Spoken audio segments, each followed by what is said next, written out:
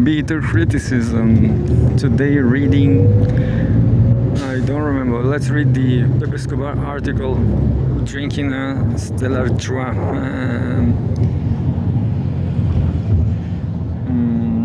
Drinking a Stellar Trois on the bus. Here we go. Where is this article? Where is, I don't remember where I'm saved. The Pepe Escobar journey through Tajikistan, maybe. I don't remember. Let's try to find.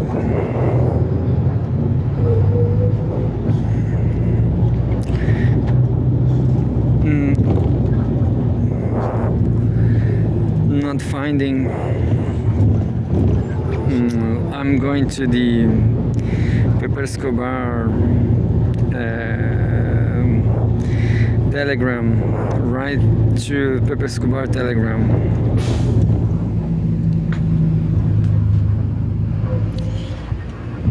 Let me warn you. This article is kind of 3 kilometers. 3 kilometers.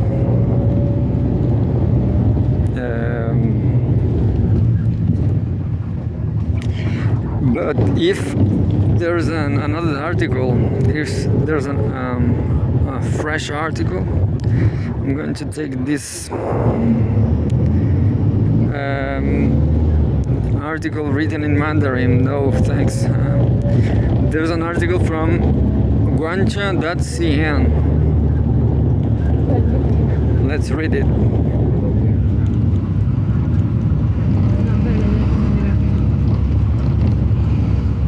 Oh no. Mandarin again. I can't. Maybe I will never be able to read it. So we are heading to the Pepe Escobar article about Silk Road.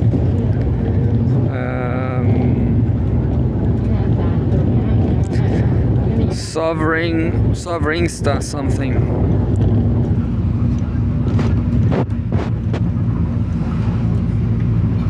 On the Silk Road to Isfahan, October 11, 2025. Pepe Escobar. NAP judge. Oh no, this is not an article. This is an interview from Judge and Freedom.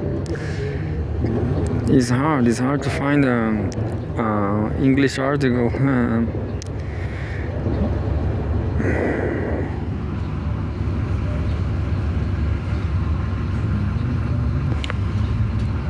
Maybe this is not an article neither. Not an article. Just so let's read something. I don't know what. Sovereignista, maybe.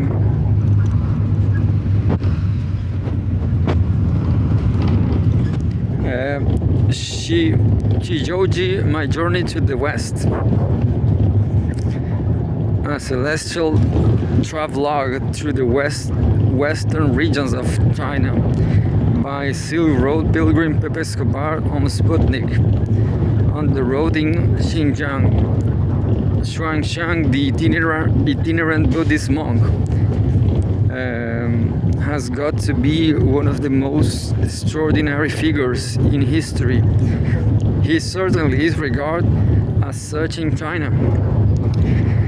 In the early Tang Dynasty, the 7th century, Xuanzang set out from the imperial capital, Shanghan, today's Xi'an, breaching a veto to travel to the quote-unquote western regions, to go to India to fetch Buddhist manuscripts that he planned to translate into Chinese.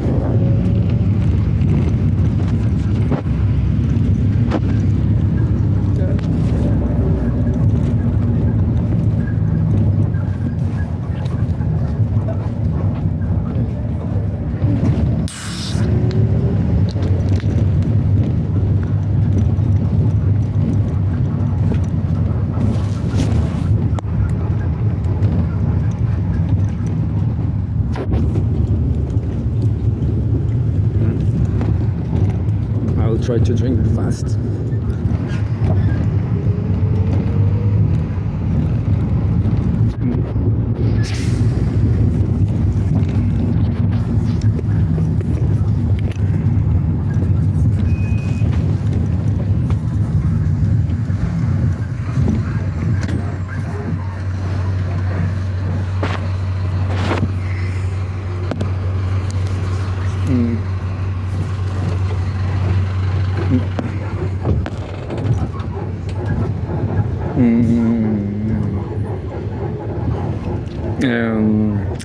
He crossed the Jade Gate Pass, kept walking further west, almost died of thirst in the desert, crossed the snow peaks of the Tian Shan Mountains on horseback to Transoxiana, and finally reached India, where he studied for several years before returning to Shanghai 15 years after his departure with 22 horses loaded with Buddhist manuscripts in Sanskrit, plus relics and priceless Buddha images. Very interesting, because nowadays you only need a cell phone to just save a lot of material. That's my kind of guy. Since the late 1990s, I have followed on Xuanzang's footsteps and off along several stretches of this ancient Silk Roads. Xuanzang was fictionally reincarnated in a magic-tinged 16th century novel, which became quite popular in China, titled Shiyuji of Journey to the West. What exactly what is set out to do? A compact journey to the West for the digital era, this past month of September.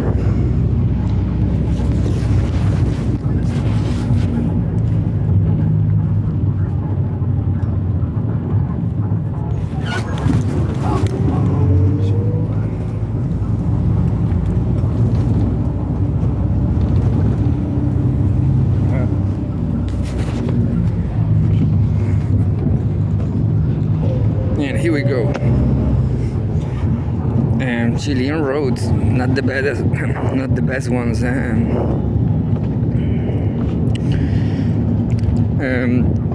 Sericulture was developed as early as 5,000 years ago in the Yellow River, in China's historically traditional heartland. It spread out to Korea and Japan, but mostly traveled west along the larger-than-life Silk Roads. Larger-than-life Silk Roads. That's true. Oh. Why Donald Trump doesn't like it? Maybe he'd like it. Larger-than-life.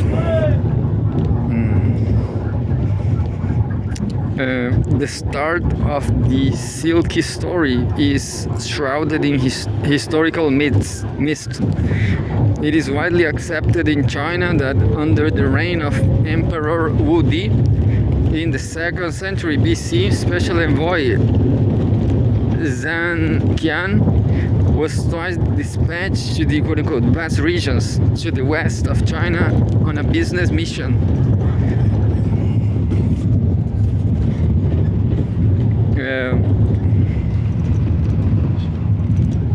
At the glorious Shanxi History Museum in Xi'an, drop-dead chick Tang Barbie, where I had a Fab Silk Road conversation with one of the curators on the ride, Silk Road Golden Splendor. Yeah, such a great life for Pepe Escobar. Soon after, cross-border trade entered a new stage, with silk fabric among the key exports. Thus, Shangqian was officially credited as the opener of the Silk Road and granted the title of Duke. Today, at the fabulous Shanxi History Museum in Xi'an, his exploits and the subsequent development of the Silk Road connectivity corridors are detailed alongside a mesmerizing collection of Silk Road artifacts. And the photographs, Xi'an. On the left, TikTok, Tang Barbies on a roll.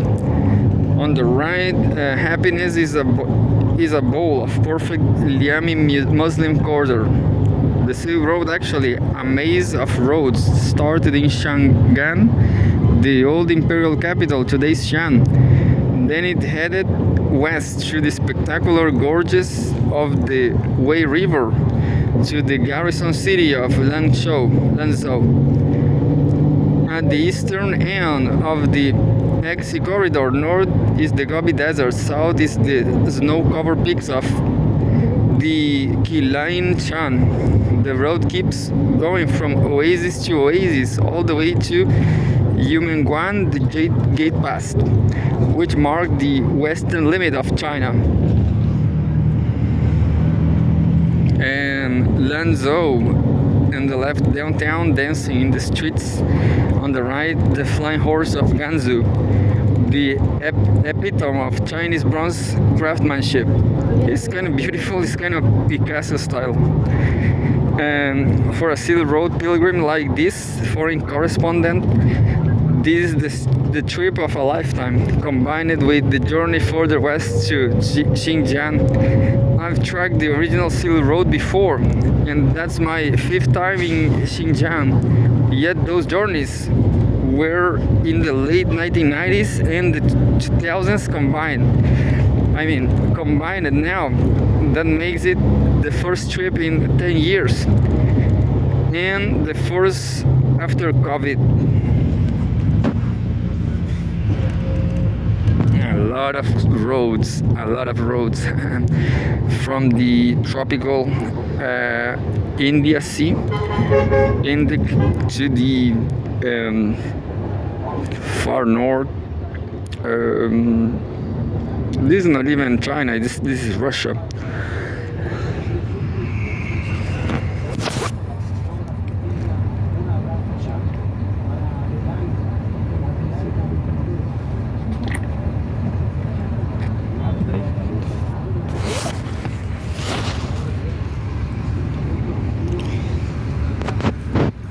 And here we go, the map says New Silk Roads on the move at the fabulous Gansu Museum in Lanzhou. And says, go west, pass the Jade Gate Pass. The timing could not be more appropriate. Right after the groundbreaking SCO summit in Tianjin in late August, early September, and the Victory Day parade in Beijing on October 3, celebrating the 80th year of the Chinese defeat of Japanese aggression and Nazi fascism in Asia. It was the time to check in detail how a self-confident China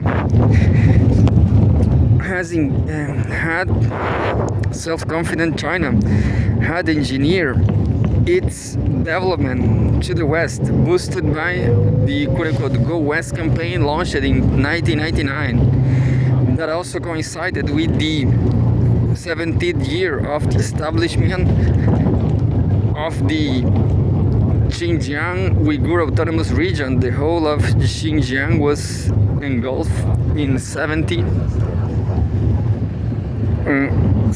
red flags. It's funny because Go West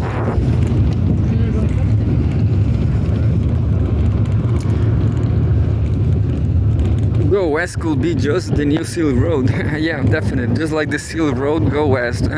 Funny, because as a Pet Shop Boys fan and maybe Village People fan, I have problems singing that song because maybe communism is better. Straightforward like that. I don't think the West liberalism is nice. So thank you, Pepe. And more from Pepe in Xianjing on the left, your time in the right, the ancient city of Jaiho. How ancient isn't it?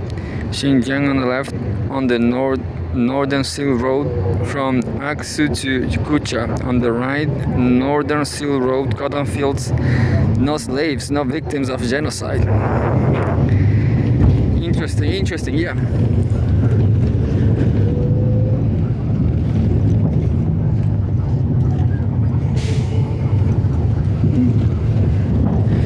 The first stretch of my travels was solo, retracing the traditional ancient Silk Road from Xi'an to strategically located Lanzhou by the Yellow River, dominating all traffic between central China and the northwest, then all the way to Fablet, Dunhuang, and the Jade Gate Pass.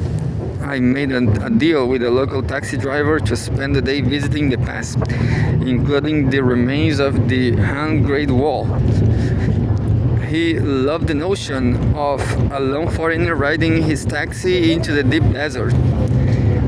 And there's a quotation. Then I caught the high-speed train from Lanzhou to Urumqi. The line was started already 11 years ago.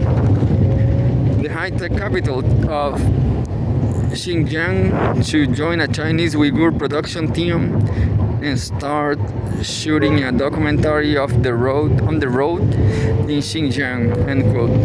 Xinjiang on quote unquote or new territories the size of Western Europe is the former Chinese Turkestan. That's classic Silk Road territory as well, treading along the northern and southern rims of the Tarim Basin.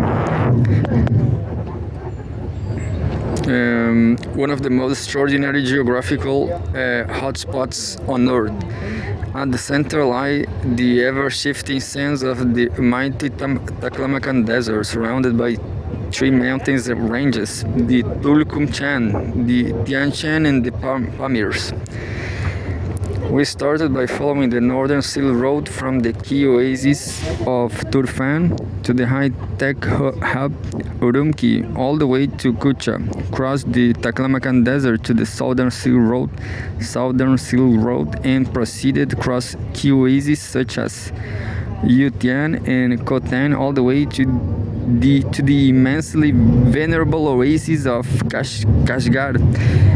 At the foot of the Tian Shan and the Pamir, and at the start of the Karakoram Highway, arguably the pivot of the ancient Silk Road leading to the heart of the heartland, southern Central Asia.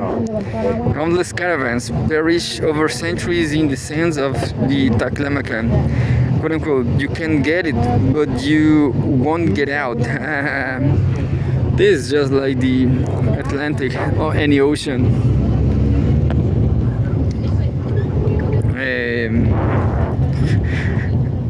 Today, modernization of China style, we can do it in an immaculate highway in mini convoy of Toyota Land Cruisers. Pepe Escobar'S such a vagabond. I mean, super, I would say, lazy. I'm sorry. We kept going via the Karakoram, a two-lane, extra busy connectivity corridor. The fourth stretch of the China-Pakistan Economic Corridor, CPEC, past the blinding beauty of glaciers, peaks, and deep blue lakes, all the way to Pamir lands and the high-altitude Tajik boom town of Kashkurgan. Further on is the Kunjira Pass and the China-Pakistan border, all the way to South Asia.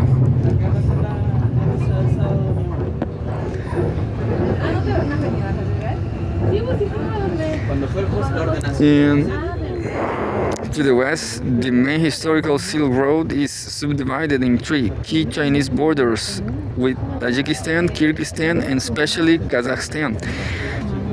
Alashankou in northern Xinjiang is China's premier Eurasian hub, where all trains carrying laptops from Shonkin or household wares from we would stop before heading further west all the way to Europe. And socialism with Chinese characteristics in practice. And that's it. This is enormous article. Well, second part next. As we are watching the Mapuche meeting. All the people are Mapuche people or indigenous people. I don't know why. Well, things are not well in South America. Not that great.